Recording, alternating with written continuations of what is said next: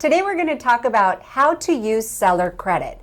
That's one of our biggest topics today, and I have Claudia here, one of our preferred lenders, to explain to us what is seller credit and how do we use it. Okay, there's many ways how you can use a seller credit to your advantage to assist you in covering your closing cost fees. Now, depending on the loan program, you can request up to 6% if it's FHA, and you can request up to 3% if it's conventional, as long as it's a primary residence.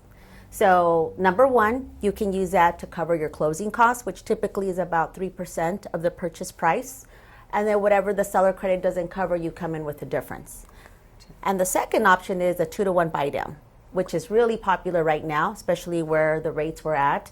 They're starting to trend down. However, if you still want to take advantage of having an introductory rate maybe as low as 4%, you can. So year number one, possibly you could get a 4.125. Year number two, you could get a 5.125, and the final year, the rest of the 28 years would be 6.125. So that allows a borrower to ease into the mortgage payment. Okay. So if I'm hearing you correctly, when I write an offer for a buyer, we request seller credit, and then we can utilize that seller credit either to do the buy down of the interest rate or to basically utilize it for closing costs. Can we do it for both if there's enough money? You can. Okay. Absolutely. And that's one of the options that I will go over with the client.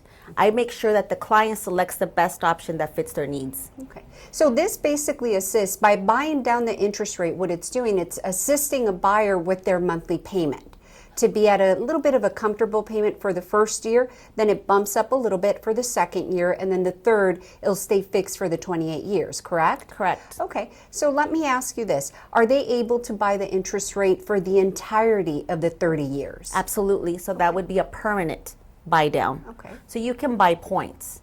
A point doesn't mean you're going from a 6% to a 5%. If you buy a point, it could mean, depending on what the market is doing that day, it could just be reduced by half a point, not a whole point. But that's something we will cover the moment you have an offer accepted, because I can't lock the rate until you have an offer accepted. So if, let's assume, we are talking about, seller credit. Mm-hmm. What if a seller doesn't give us any credit, right? Can a buyer still utilize their own funds to buy down the rate? Absolutely, they can. They can purchase up to 2 points if it makes sense to do so.